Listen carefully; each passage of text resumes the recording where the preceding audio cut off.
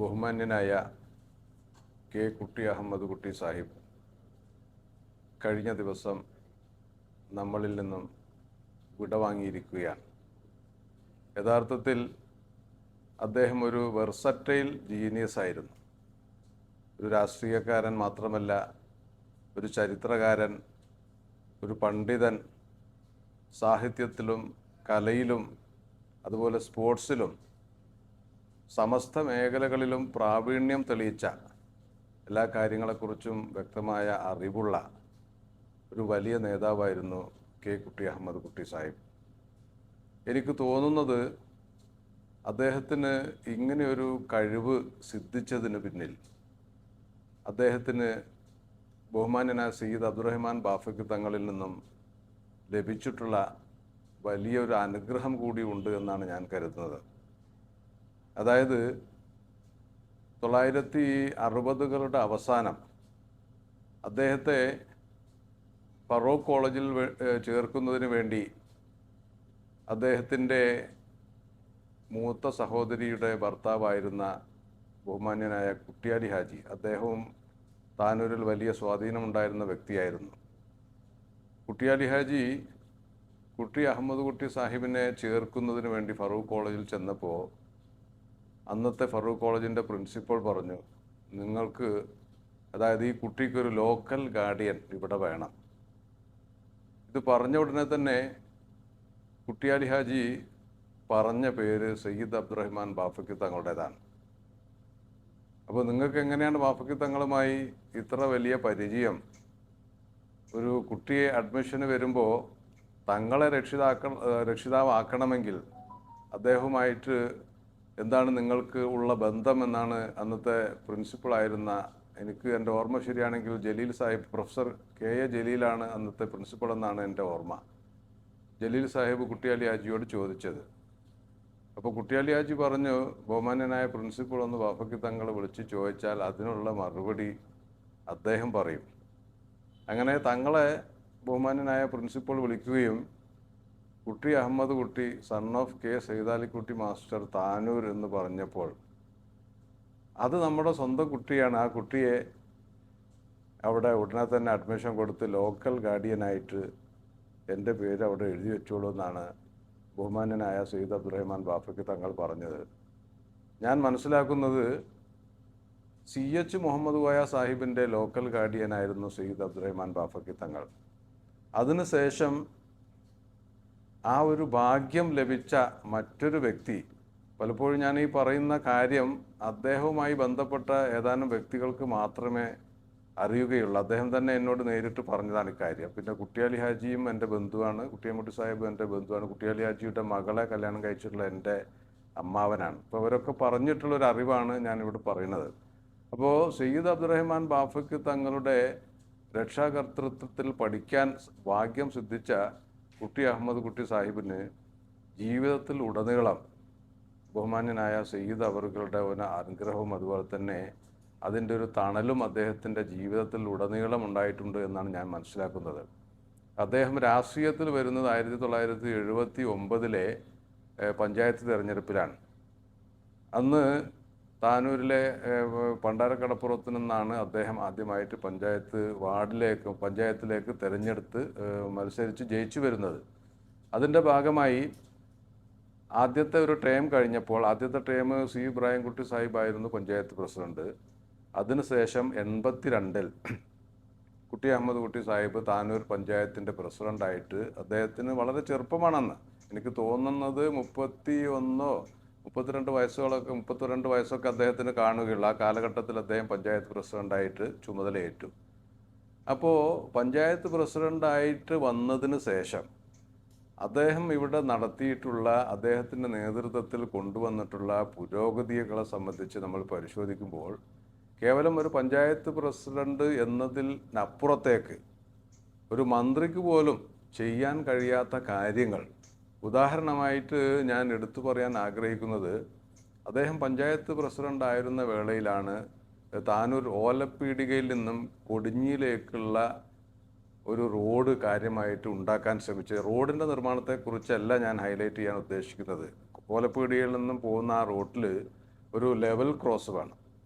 അന്ന് പിന്നെ സദാസമയം പിന്നെ അങ്ങോട്ടൊരു ലെവൽ ക്രോസ് ഇല്ലാതെ അടഞ്ഞു കിടക്കുന്ന തരത്തിലായിരുന്നു കാര്യങ്ങൾ ഉണ്ടായിരുന്നത്. പക്ഷേ അവിടെ ഒരു ഗേറ്റ് സ്ഥാപിക്കുന്നതിന് വേണ്ടിയിട്ട് അദ്ദേഹം മുന്നിട്ടിറങ്ങിയപ്പോൾ അന്ന് പിന്നെ സാധാരണ ഒരു പഞ്ചായത്തൊന്നും വിചാരിച്ചാൽ അന്നും ഇന്നും ഒരു സ്ഥലത്ത് ഒരു ഗേറ്റ് കൊടുക്കുക എന്ന് വിചാരിച്ചാൽ സാധിക്കില്ല. ഇന്ന് നമ്മുടെ വട്ടത്താണി പ്രദേശത്ത് പഞ്ചായത്ത് ബോർഡും അതുപോലെ തന്നെ റെയിൽവേയുടെ ചാർജുള്ള മന്ത്രിയൊക്കെ ഉണ്ടായിട്ട് പോലും ഒരു റെയിൽവേ ഗേറ്റ് വട്ടത്താണിയിൽ കൊടുക്കാൻ സാധിക്കുന്നില്ല. അതുപോലെ തന്നെ താനൂരിൽ പണിതുകൊണ്ടിരിക്കുന്ന ഒരു റെയിൽവേ ഓവർ ബ്രിഡ്ജിൻ്റെ നിർമ്മാണം പോലും അതിൻ്റെ സമയവും കാലാവധിയും എഗ്രിമെൻറ്റിൽ പറയുന്ന പീരീഡൊക്കെ കഴിഞ്ഞിട്ട് പോലും നീണ്ടുപോകുന്ന ഒരു സാഹചര്യം നിലനിൽക്കുന്ന കാലഘട്ടത്തിൽ 1980-കളിൽ കുട്ടി അഹമ്മദ് കുട്ടി സാഹിബ് മുന്നിട്ടിറങ്ങിയ ആ ദൗത്യം അദ്ദേഹത്തിന് വിജയിപ്പിക്കാൻ സാധിച്ചു. ഓലപ്പീടികയിൽ ഒരു റെയിൽവേ ലെവൽ ക്രോസ് അദ്ദേഹം റെയിൽവേയുടെ ഉന്നത അധികാരികളെ കണ്ട് സ്വാധീനം ചെലുത്തി അദ്ദേഹത്തിൻ്റെ ദൃഢനിശ്ചയത്തിൻ്റെ ഫലമായിട്ടാണ് അവിടെ അങ്ങനെ ഒരു ലെവൽ ക്രോസ് തന്നെ വന്നത്. അതായത് ഞാനത് പറയാൻ കാരണം പഞ്ചായത്തിൻ്റെ ഒരു 4 അതിരുകൾക്കുള്ളിൽ നിന്ന് പ്രവർത്തിക്കുന്ന ആളായിരുന്നില്ല ബഹുമാന്യനായ കുട്ടി അഹമ്മദ് കുട്ടി സാഹിബ്. അദ്ദേഹത്തിൻ്റെ സംഭാവനകൾ എണ്ണിയാൽ പറഞ്ഞാൽ തീരാത്ത അത്രയും സംഭാവനകൾ നമ്മുടെ പ്രദേശത്തിൻ്റെ പുരോഗതിക്ക് വേണ്ടിയും നമ്മുടെ മതസ്ഥാപനങ്ങൾക്ക് വേണ്ടിയും പ്രത്യേകിച്ച് സമസ്ത കേരള ജമിയത്തുൽ ഉലമയുടെയൊക്കെ ഈ പ്രദേശത്ത് വലിയ നേതാവായിരുന്നു അദ്ദേഹം പിന്നെ ഊന്നി പ്രവർത്തിച്ച മറ്റൊരു മേഖല സ്ത്രീ വിദ്യാഭ്യാസം. അതായത് there is no chance to success of a society if its women have no education എന്നാണ് പണ്ട് ബെർണാഡ് ഷാ പറഞ്ഞത്. അതായത് ഒരു വിദ്യാഭ്യാസമില്ലാത്ത സ്ത്രീ സമൂഹമുള്ള ഒരു സൊസൈറ്റിക്ക് സമൂഹത്തിൻ്റെ ഉന്നതിയിലേക്ക് പുരോഗതിയിലേക്ക് വരാൻ ഒരിക്കലും സാധിക്കില്ല എന്ന് ബെർണാഡ് ഷാ പറഞ്ഞത് അക്ഷരാർത്ഥത്തിൽ ഉൾക്കൊണ്ട് പ്രവർത്തിച്ചയാളായിരുന്നു കുട്ടി അഹമ്മദ് കുട്ടി സാഹിബ്.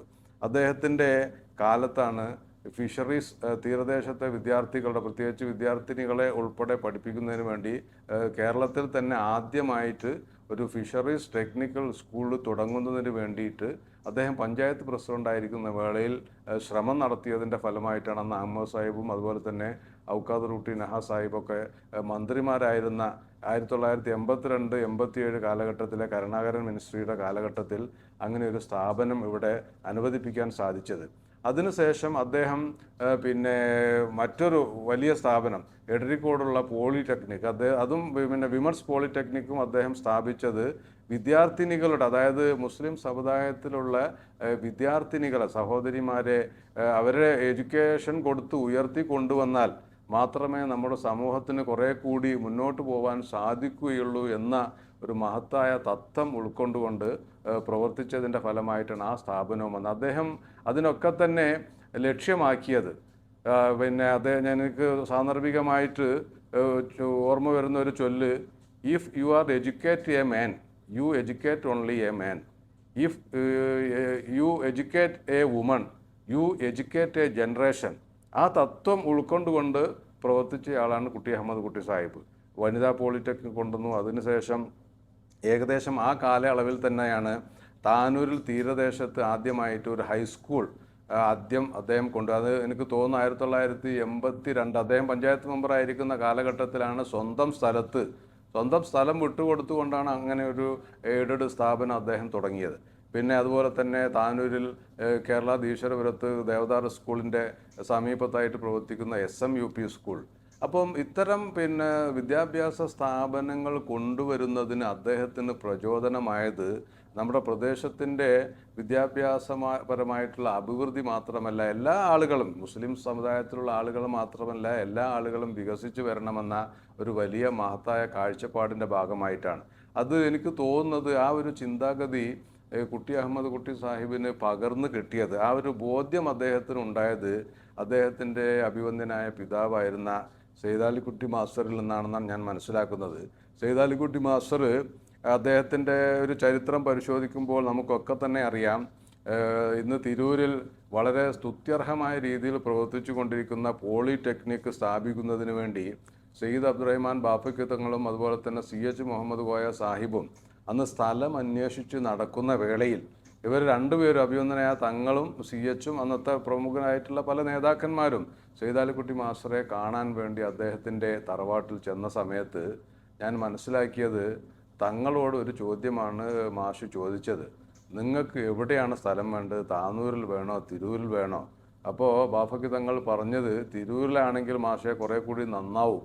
അപ്പോൾ അതുകൊണ്ട് തിരൂരിൽ വല്ല സ്ഥലവും കിട്ടുകയാണെങ്കിൽ അതായിരിക്കും നന്നാവുക എന്ന് പറഞ്ഞപ്പോൾ പിന്നെ എത്ര സ്ഥലം വേണ്ടി വരുമെന്ന് മാഷ് ചോദിച്ചു അവരോട്. അപ്പം ചുരുങ്ങിയത് ഒരു 5 ഏക്കറെങ്കിലും വേണ്ടേ അതിൻ്റെ ഫ്യൂച്ചർ ഡെവലപ്മെൻറ്റിനൊക്കെ.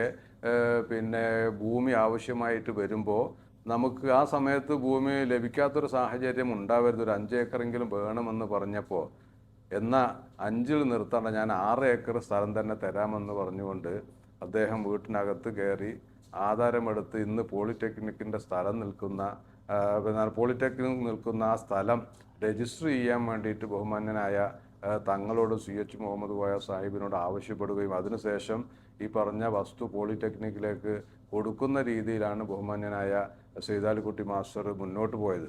മാത്രമല്ല ആ ഒരു രംഗത്ത് മാത്രം നിർത്തിയില്ല. തിരൂരിൽ തന്നെ ഇന്ന് പ്രവർത്തിച്ചു കൊണ്ടിരിക്കുന്ന PCC സൊസൈറ്റി, അതായത് സ്റ്റാറ്റ്യൂട്ടറി റേഷനിങ് സമ്പ്രദായം നമ്മുടെ നാട്ടിൽ നിലവിൽ വന്ന കാലഘട്ടത്തിൽ ഈ റേഷനിങ് മെറ്റീരിയൽസ് അരി, പഞ്ചസാര, ഗോതമ്പ് ഇത്യാദി സാധനങ്ങളൊക്കെ സംഭരിക്കുന്നതിനും നമ്മുടെ പ്രദേശത്ത് അന്ന് ഇന്നത്തെ പോലെയല്ല, കൊടിയ ദാരിദ്ര്യം കൊടികുത്തി വാഴുന്ന സാഹചര്യത്തിൽ നമ്മുടെ പ്രദേശങ്ങളിൽ പ്രത്യേകിച്ച് തിരൂര് താലൂക്കിൻ്റെ എല്ലാ പ്രദേശങ്ങളും, തിരുരങ്ങാടിയൊക്കെ അന്ന് തിരൂരിൻ്റെ ഭാഗമായിരുന്നു, അവിടേക്കൊക്കെ റേഷൻ സാധനങ്ങൾ എത്തിക്കുന്നതിന് വേണ്ടി ഒരു PCC സൊസൈറ്റി തുടങ്ങാനും അതിനുള്ള ഗോഡൗൺ പണിയുന്നതിനാവശ്യമായിട്ടുള്ള സ്ഥലം അതും ബഹുമാന്യനായ CH മുഹമ്മദ് കോയ സാഹിബാണ് ആവശ്യപ്പെട്ടത്. അപ്പോഴാണ് തിരൂർ കുറ്റിപ്പുറം റോഡിൽ നിന്ന് തിരൂർ താഴെപ്പാലത്ത് നിന്ന് അല്പം മാറി റോഡിൻ്റെ പടിഞ്ഞാറ് ഭാഗത്തുള്ള എനിക്ക് തോന്നുന്നത് ഒരു 2 ഏക്കറിലധികം സ്ഥലം വരുമെന്നാണ്, ആ സ്ഥലവും സൈതാലിക്കുട്ടി മാസ്റ്ററാണ് വിട്ടുകൊടുത്തത്. അപ്പോൾ ഒരു കുടുംബം, അതായത് സൈതാലിക്കുട്ടി മാസ്റ്ററുടെ കാലഘട്ടത്തിൽ തുടങ്ങിയ ആ ഒരു സേവന മനോഭാവം, അതല്ലെങ്കിൽ സമൂഹത്തെ നമ്മൾ ഉൾക്കൊള്ളുന്ന പ്രദേശത്തെ എല്ലാ വിഭാഗം ജനങ്ങളെയും പിന്നെ പുരോഗതിയിലേക്ക് കൊണ്ടുവരണമെന്ന ഉദ്ദേശ ലക്ഷ്യത്തോടു കൂടി തൻ്റെ പിതാവ് കാണിച്ചു കൊടുത്ത മഹത്തായ മാതൃക ജീവിതത്തിൽ ഉടനീളം പ്രാവർത്തികമാക്കിയ വ്യക്തിയാണ് കുട്ടി അഹമ്മദ് കുട്ടി സാഹിബ്. വിദ്യാഭ്യാസ രംഗത്ത് അദ്ദേഹം ഒട്ടേറെ സംഭാവനകൾ നൽകി. അതുപോലെ തന്നെ നമ്മുടെ പ്രദേശത്തെ പാവങ്ങളുടെ ഏക ആശ്രയമായിട്ടുള്ള കമ്മ്യൂണിറ്റി ഹെൽത്ത് സെൻറ്റർ അത് അപ്ഗ്രേഡ് ചെയ്യുന്നതിനും അതുപോലെ തന്നെ ഇന്ന് കാണുന്ന തരത്തിലേക്ക് നല്ലൊരു ഹോസ്പിറ്റലാക്കി അതിനെ മാറ്റിയെടുക്കുന്നതിനും വേണ്ടിയിട്ടും അദ്ദേഹത്തിൻ്റെ കാലഘട്ടത്തിലാണ് വലിയ പരിശ്രമം ഉണ്ടായത്. അപ്പോൾ ആ ഹോസ്പിറ്റൽ നല്ല ഡോക്ടർമാരെ കൊണ്ടുവരുന്നതിനും അതുപോലെ തന്നെ പെർമനൻ്റായിട്ട് സ്റ്റാഫിനെ അപ്പോയിൻ്റ് ചെയ്യുന്നതിനും 24 മണിക്കൂറും നമ്മുടെ പ്രദേശത്തുള്ള ആളുകൾക്ക് ചികിത്സാ സൗകര്യം ലഭ്യമാക്കുന്നതിനും വേണ്ടിയും അഹോരാത്രം കുട്ടി അഹമ്മദ് കുട്ടി സാഹിബ് പരിശ്രമിക്കുകയുണ്ടായി. പിന്നെ നമ്മുടെ പ്രദേശത്ത് ഇന്ന് കാണുന്ന റോഡുകൾ, ധാരാളം പാലങ്ങൾ, പ്രത്യേകിച്ചും എടുത്തു പറയാവുന്ന ഒരു പാലം എന്ന് പറയുന്നത് നമ്മുടെ ബ്ലോക്ക് റോഡിൽ നിന്നും ഗവൺമെൻറ് ഹോസ്പിറ്റലിലേക്ക് പോകുന്ന ആ പാലമൊക്കെ അദ്ദേഹത്തിൻ്റെ പരിശ്രമത്തിൻ്റെ ഫലമായിട്ടാണ് കൊണ്ടുവന്നത്. അത് താനൂരിൽ മാത്രമല്ല, തിരൂരങ്ങാടിയിലൊക്കെ നോക്കിയാൽ അദ്ദേഹം തിരൂരങ്ങാടിയിലാണ് 3 ടേമായിട്ട് MLA ആയിട്ട് ഇരുന്നിരുന്നത്. ആ കാലഘട്ടത്തിൽ തിരൂരങ്ങാടിയുടെ ചരിത്രത്തിൽ ഒരിക്കലും നടക്കാത്ത തരത്തിലുള്ള വികസനമാണ് അദ്ദേഹം കൊണ്ടുവന്നത്. കടലുണ്ടി പാലമൊക്കെ അദ്ദേഹത്തിൻ്റെ പരിശ്രമത്തിൻ്റെ ഫലമായിട്ടാണ്. കടലുണ്ടി പാലത്തിലൂടെയാണ് ഇന്ന് നമുക്കൊക്കെ ഏറ്റവും എളുപ്പത്തിൽ കോഴിക്കോട്ടേക്ക് പോലും പോകാൻ കഴിയുന്നത്. അപ്പോൾ ഞാൻ പറഞ്ഞു വന്നത്, അദ്ദേഹം എന്ത് പദ്ധതി കൊണ്ടുവരികയാണെങ്കിലും അതിനൊരു ദീർഘവീക്ഷണത്തോടു കൂടിയിട്ടുള്ള ഒരു കാഴ്ചപ്പാടോടു കൂടിയാണ് അതിൻ്റെ പിന്നിൽ അദ്ദേഹം പ്രവർത്തിച്ചിട്ടുള്ളത്. പ്രത്യേകിച്ച് തിരൂരങ്ങാടി, തിരൂർ താലൂക്കിലെ ഇന്ന് കാണുന്ന പല പദ്ധതികളുടെയും വികസന പദ്ധതികളുടെയൊക്കെ പിന്നിൽ അദ്ദേഹത്തിൻ്റെ ഒരു മനസ്സും അദ്ദേഹത്തിൻ്റെ കരങ്ങളും ഉണ്ടായിരുന്നു എന്ന് തീർച്ചയായിട്ടും നമുക്ക് പറയാൻ സാധിക്കും. പിന്നെ എടുത്തു പറയാവുന്ന മറ്റൊരു കാര്യം, അതായത് അതൊരു വലിയൊരു മഹത്വമായിട്ടാണ് ഞാൻ പറയാൻ ഉദ്ദേശിക്കുന്നത്.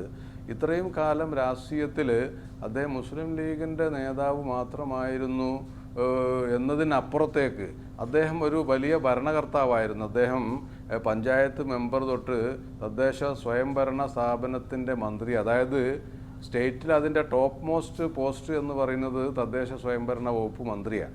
ആ മന്ത്രിസ്ഥാനത്ത് പോലും ഇരുന്നിട്ട് അദ്ദേഹത്തിനെതിരെ അഴിമതിയുടെ യാതൊരു ആരോപണവും ഉന്നയിക്കാൻ ശത്രുക്കളോ അല്ലെങ്കിൽ ആരുമോ ഇതുവരെ തയ്യാറാവുകയോ അത്തരത്തിലുള്ള ഒരു അലിഗേഷൻ അദ്ദേഹത്തിന് നേരിടേണ്ടി വരികയോ ഉണ്ടായിട്ടില്ല. ഞാൻ മനസ്സിലാക്കിയിടത്തോളം അഴിമതി നടത്തിയില്ല എന്ന് മാത്രമല്ല, അഴിമതി നടത്താനുള്ള അവസരം പോലും അദ്ദേഹം ഇല്ലാതാക്കി. എൻ്റെ ഒരു ധാരണ പ്രകാരം 2005 അദ്ദേഹം പിന്നെ ഉമ്മൻചാണ്ടി മന്ത്രിസഭയിൽ തദ്ദേശ മന്ത്രിയായിരിക്കുന്ന കാലഘട്ടത്തിൽ അദ്ദേഹം വകുപ്പ് മന്ത്രിയായിട്ട് ചാർജ് എടുത്ത സമയത്ത് അന്നത്തെ കേരള മുനിസിപ്പാലിറ്റി ബിൽഡിംഗ് റൂൾസ് പ്രകാരം ഗവൺമെൻറ്റിന് കെട്ടിട നിർമ്മാണ ചട്ടത്തിൽ ഏത് വകുപ്പിനും ഇളവുകൾ കൊടുക്കാം. അതായത് എക്സംഷൻ ഒരു ക്ലോസ് ഉണ്ടായിരുന്നു. അപ്പോൾ ഈ എക്സംഷൻ ക്ലോസ് മിസ്യൂസ് ചെയ്യുന്ന തരത്തിലുള്ള ധാരാളം ഇടപാടുകൾ സർക്കാരിലുള്ള സ്വാധീനം ഉപയോഗിച്ചുകൊണ്ട് ചില സ്വാധീന ശക്തികൾ നേടിയെടുക്കുന്ന ഒരു സമയത്താണ് അദ്ദേഹം മന്ത്രിയായത്. അപ്പോൾ അദ്ദേഹം മന്ത്രിയായിരുന്ന വേളയിൽ ഏകദേശം ഒരു 400-ലധികം ഫയല് വൻകിട കെട്ടിട സമുച്ചയങ്ങൾക്ക് എക്സംഷന് വേണ്ടി കെട്ടിട നിർമ്മാണ ചട്ടങ്ങളിലെ ഇളവ് കിട്ടുന്നതിന്, അതായത് ഈ ഫയർ ക്യാച്ചിങ് ഒക്കെ ഉണ്ടാകുമ്പോൾ ആളുകൾക്ക് പെട്ടെന്ന് കെട്ടിടത്തിനകത്തുകൂടെ രക്ഷപ്പെടാനും പുറത്തേക്ക് പോകാനും കഴിയുന്ന പിന്നെന്താണ് ഒരു സാഹചര്യം ഉണ്ടാവില്ല. അപ്പോൾ അതിനു വേണ്ടി പുറത്ത് അതിൻ്റെ ഔട്ടർ ഏരിയയിൽ പിന്നെ ഈ സ്റ്റെയർ കേസും അതുപോലെ തന്നെ പുറത്തുകൂടെ ലിഫ്റ്റൊക്കെ വെച്ചുകൊണ്ട് അടിയന്തരമായിട്ട് എമർജൻസി ആയിട്ട് പുറത്തേക്കും മറ്റുമൊക്കെ ഇറങ്ങാനുള്ള സിസ്റ്റം, ഫയർ പ്രൊട്ടക്ഷൻ സിസ്റ്റം, അതുപോലെ തന്നെ ഈ കുറേ എല്ലാ ഫ്ലോറുകളിലും മിനിമം ചെയ്യേണ്ടതായ ബിൽഡിംഗ് റൂൾസ് പ്രകാരം ചെയ്യേണ്ടതായ ധാരാളം കാര്യങ്ങളൊക്കെ ബിൽഡിംഗ് റൂൾസ് ഇൻസിസ്റ്റ് ചെയ്തിട്ടും അതൊന്നും മിക്കവാറും ബിൽഡിംഗ് ഓണേഴ്സ് ചെയ്യില്ല. അത് ഗവൺമെൻറ്റിൽ നിന്നും ഇളവ് വാങ്ങും. ഈ ഗവൺമെൻറ്റിൽ നിന്നും ഇളവ് വാങ്ങിക്കൊടുക്കുന്നതിന് അതിൻ്റെ ഇടനിലക്കാരുണ്ടാവും. അപ്പോൾ ഈ ഇടനിലക്കാരും അതുപോലെ തന്നെ ബിൽഡിംഗ് ഓണേഴ്സും ഉദ്യോഗസ്ഥന്മാരും ഒക്കെയുള്ള ഒരു അൺഹോളി നെക്സസ് ഇവിടെ ഉണ്ടെന്ന് മനസ്സിലാക്കി ഈ വകുപ്പ്, അതായത് ഇളവ് ചെയ്യാനുള്ള വകുപ്പുള്ളതുകൊണ്ടാണല്ലോ ഈ കളിയൊക്കെ നടക്കുന്നത്. അപ്പം അഴിമതിക്കുള്ള ഒരു സാധ്യതയും ഇല്ലാതാക്കി, അതുപോലെ തന്നെ അതിനൊരു ഡബിൾ അല്ല ട്രിപ്പിൾ ബെനിഫിറ്റ് ഉണ്ടെന്ന് പറയണം. ഒന്ന് അഴിമതിക്കുള്ളൊരു സാഹചര്യം ഇല്ലാതാക്കി, അതിന് അദ്ദേഹത്തിനും പിന്നെ അതുമായിട്ട് ബന്ധപ്പെട്ട ആളുകൾക്കൊക്കെ തന്നെ പൈസ ഉണ്ടാക്കണം എന്നുള്ള ചിന്താഗതി ഉണ്ടെങ്കിൽ ധാരാളം കാശുണ്ടാക്കായിരുന്നു. കോടിക്കണക്കിന് പിന്നെ രൂപ അദ്ദേഹത്തിന് ആ വഴിക്ക് അഴിമതി നടത്തണമെന്നൊരു ചിന്ത ഉണ്ടെങ്കിൽ അദ്ദേഹത്തിന് സമ്പാദിക്കാമായിരുന്നു. അദ്ദേഹത്തിന് ചുറ്റിപ്പറ്റി നടക്കുന്ന ആളുകൾക്കും വേണമെങ്കിൽ കാശുണ്ടാക്കാമായിരുന്നു. പക്ഷേ സർവ്വ സാധ്യതകളും ഇല്ലാതാക്കുന്ന തരത്തിൽ ആ വകുപ്പ് തന്നെ എടുത്ത് കളയുന്നതിന് വേണ്ടിയാണ് അദ്ദേഹം തീരുമാനമെടുത്തത്. ഇന്ന് ബിൽഡിംഗ് റൂൾസിൽ നമ്മൾ പരിശോധിക്കുമ്പോൾ അങ്ങനെ ഒരു എക്സംഷന് പ്രൊവിഷനേ ഇല്ല. അതിൻ്റെ ഒരു ഗുണം, അതായത് അതിൻ്റെ ഒരു ബെനിഫിറ്റായിട്ട് നമുക്ക് ലഭിച്ചത് കേരളത്തിൽ ഇന്ന് വൻകിട കെട്ടിട സമുച്ചയങ്ങൾ ഉണ്ടാകുമ്പോൾ യാതൊരു തരത്തിലുള്ള ഇളവുകളും സർക്കാരിന് കൊടുക്കാൻ കഴിയില്ല. അതായത് ഫയർ പ്രൊട്ടക്ഷൻ സിസ്റ്റം കൊടുക്കേണ്ടടുത്ത് അത് കൊടുക്കണം, അതുപോലെ തന്നെ എമർജൻസി ഡോറ് കൊടുക്കേണ്ട സ്ഥലങ്ങളിൽ അത് കൊടുക്കണം, അതുപോലെ ഗവൺമെൻറ്റിൻ്റെ ആ റൂൾസ് പ്രകാരം എന്തെല്ലാം കാര്യങ്ങൾ ചെയ്യണം അത് എല്ലാവരും ചെയ്യണം. അതിൽ നിന്ന് സ്വാധീനമുള്ള ആളുകൾക്കൊന്നും ഊരിപ്പോകാൻ കഴിയാത്ത തരത്തിൽ ഇപ്പോൾ ഈ അടുത്ത കാലത്ത് കുവൈറ്റിലുണ്ടായിട്ടുള്ള ഒരു ഫയർ ക്യാച്ചിങ്ങിൽ തന്നെ മലയാളികളൊക്കെ കെട്ടിടത്തിനകത്ത് പിന്നെ നിർഭാഗ്യകരമായ രീതിയിൽ കത്തിച്ചാമ്പലാവുന്ന അവസ്ഥ ഉണ്ടായപ്പോഴാണ് ഞാനിതിനെക്കുറിച്ചൊക്കെ ആലോചിച്ചത്. അതായത് കേരളത്തിലും വൻകിട കെട്ടിടങ്ങൾ ധാരാളം വന്നുകൊണ്ടിരിക്കുന്ന ഈ കാലഘട്ടത്തിൽ ഏത് ടൗണിൽ പോയാലും ധാരാളം വലിയ 20, 30, 40 ഒക്കെ ഉള്ള ഫ്ലാറ്റുകളൊക്കെ ഒന്ന് നമുക്ക് കാണാൻ സാധിക്കുന്നത്. പക്ഷേ അവിടെയൊക്കെ തന്നെ ഇന്ന് ഫയർ പ്രൊട്ടക്ഷൻ സിസ്റ്റവും അതുപോലെയുള്ള മിനിമം റിക്വയർമെൻറ്റ്സൊക്കെ തന്നെ ചെയ്യാൻ നിർബന്ധിതരായത് അദ്ദേഹത്തിൻ്റെ ഒരു നിർബന്ധ ബുദ്ധി കൊണ്ടാണ്. അതായത് അഴിമതിക്കുള്ള എല്ലാ സാധ്യതയും ലൂപ്പ് ഹോൾസും അദ്ദേഹത്തിൻ്റെ പരിശ്രമത്തിൻ്റെ ഫലമായിട്ട് നമുക്ക് പിന്നെ ഇല്ലാതാക്കാൻ സാധിച്ചു. അങ്ങനെ ഒരു രാഷ്ട്രീയക്കാരൻ, അതുകൊണ്ടാണ് എനിക്ക് തോന്നുന്നത് കുട്ടി അഹമ്മദ് കുട്ടി സാഹിബിൻ്റെ ജീവിത കാലഘട്ടത്തിലും അതുപോലെ തന്നെ അദ്ദേഹം മരിച്ചപ്പോൾ പ്രത്യേകിച്ചും ജനങ്ങൾ സർവ്വതാ അദ്ദേഹത്തിന് ഒരു വലിയ മഹത്വം കൽപ്പിച്ചുകൊണ്ട് സ്വീകരിക്കുന്നതും ആനയിക്കുന്നതും ഒക്കെ തന്നെ അദ്ദേഹത്തിൻ്റെ ഈ ഒരു സ്വഭാവ ഗുണം കൊണ്ടാണ് എന്നാണ് ഞാൻ മനസ്സിലാക്കുന്നത്. സാധാരണ ഈ രാഷ്ട്രീയക്കാരെക്കുറിച്ച് പലപ്പോഴും പിന്നെ പറയാറുള്ളത് politics have no relation with morals എന്നാണ്. അതായത് ഈ രാഷ്ട്രീയത്തിൽ ഈ ധാർമ്മിക മൂല്യങ്ങൾക്ക് യാതൊരു പ്രസക്തിയുമില്ല എന്നാണ് പൊതുവെ പറയപ്പെടുന്നത്. പക്ഷേ ആ ധാർമ്മികത അദ്ദേഹം അധികാരത്തിലും പാർട്ടിയുടെ തലപ്പത്തും ഭരണ സ്ഥിര കേന്ദ്രങ്ങളിലൊക്കെ തന്നെ വലിയ പോസ്റ്റുകൾ വഹിച്ചിട്ട് പോലും ധാർമ്മിക മൂല്യങ്ങൾ അദ്ദേഹം ജീവിതത്തിൽ ഉടനീളം കാത്തു സൂക്ഷിച്ചു. അതുപോലെ തന്നെ പറയുന്ന വാക്കുകൾ അത് അതേപോലെ തന്നെ പ്രാവർത്തികമാക്കാൻ, സാധാരണ പലപ്പോഴും പൊളിറ്റീഷ്യൻസിനെ കുറിച്ച് പറയാം, അവർ തിരഞ്ഞെടുപ്പ് വിജയിക്കുന്നതിൻ്റെ വഴി പല വാഗ്ദാനങ്ങളും കൊടുക്കും, പക്ഷേ അതൊന്നും തന്നെ പാലിക്കാത്തൊരവസ്ഥയിലേക്കാണ് പിന്നീട് പോവുക. പക്ഷേ കുട്ടി അഹമ്മദ് കുട്ടി സാഹിബിനെ സംബന്ധിച്ചിടത്തോളം ആ ഒരു പിന്നെ വാക്കും അദ്ദേഹത്തിന് നേരെ ഒരാൾക്കും പറയാൻ കഴിയില്ല. അദ്ദേഹം ആർക്കെങ്കിലും എന്തെങ്കിലും വാക്ക് കൊടുത്തിട്ടുണ്ടെങ്കിൽ അദ്ദേഹത്തിൻ്റെ ലിമിറ്റിനകത്തുള്ള കാര്യങ്ങളാണെങ്കിൽ അദ്ദേഹം ചെയ്തിരിക്കും. പിന്നെ ഒരുപക്ഷെ ചിലപ്പോൾ ചെയ്യാൻ കഴിയാത്ത കാര്യങ്ങൾ അദ്ദേഹത്തിൻ്റെ ജീവിത കാലയളവിൽ ഉണ്ടായിട്ടുണ്ടെങ്കിൽ പോലും അത് ഒരുപക്ഷെ സാങ്കേതികമായോ അല്ലെങ്കിൽ നിയമപരമായിട്ടുള്ള ചില തടസ്സങ്ങളൊക്കെ കൊണ്ട് ഇല്ലാതായതായിരിക്കും, അല്ലെങ്കിൽ അത് നേടിയെടുക്കാൻ സാധിക്കാതെ പോയതായിരിക്കും. പക്ഷേ അദ്ദേഹത്തിൻ്റെ ഒരു ലിമിറ്റ് വെച്ചിട്ട് ചെയ്യാൻ കഴിയാവുന്ന ഒരു കാര്യമാണെങ്കിൽ അദ്ദേഹം വാക്ക് കൊടുത്തിട്ടുണ്ടെങ്കിൽ അത് നടന്നിരിക്കും. അപ്പോൾ അങ്ങനെ ഒരു സുതാര്യമായ ജീവിതം നയിച്ച, സത്യസന്ധമായ രീതിയിൽ നമ്മുടെയൊക്കെ മുമ്പിൽ തന്നെ ഒരു തുറന്ന പുസ്തകം പോലെ ജീവിച്ച ഏതൊരാൾക്കും ഏത് കാര്യത്തിനും അദ്ദേഹത്തെ ആശ്രയിക്കാനും, അതുപോലെ തന്നെ അതിൽ മറ്റൊരു കാര്യം പറയാനുള്ളത്, അദ്ദേഹം 2 സ്കൂളുകൾ നടത്തിയിരുന്ന ആളാണ്. ഇപ്പോഴും ഒരു സ്കൂളുണ്ട്. ഒരു സ്കൂൾ അദ്ദേഹത്തിൻ്റെ പിതാവിൻ്റെ പേരിലാണ് ഇപ്പോഴും പ്രവർത്തിക്കുന്നത്.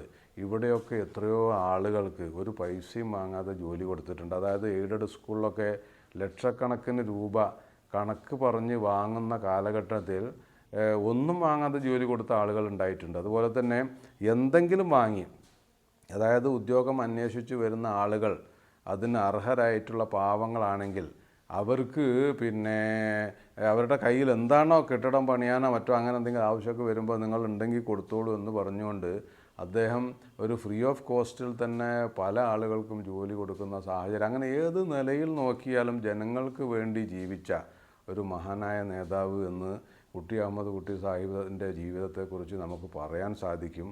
അദ്ദേഹം ഒരു വലിയ മഹത്തായ ജീവിതം കാഴ്ചവെച്ചുകൊണ്ടാണ് നമ്മളിൽ നിന്നും വേർപിരിഞ്ഞു പോയത്. അദ്ദേഹത്തിന് അള്ളാഹു സ്വർഗം നൽകി അനുഗ്രഹിക്കട്ടെ. ആമീൻ.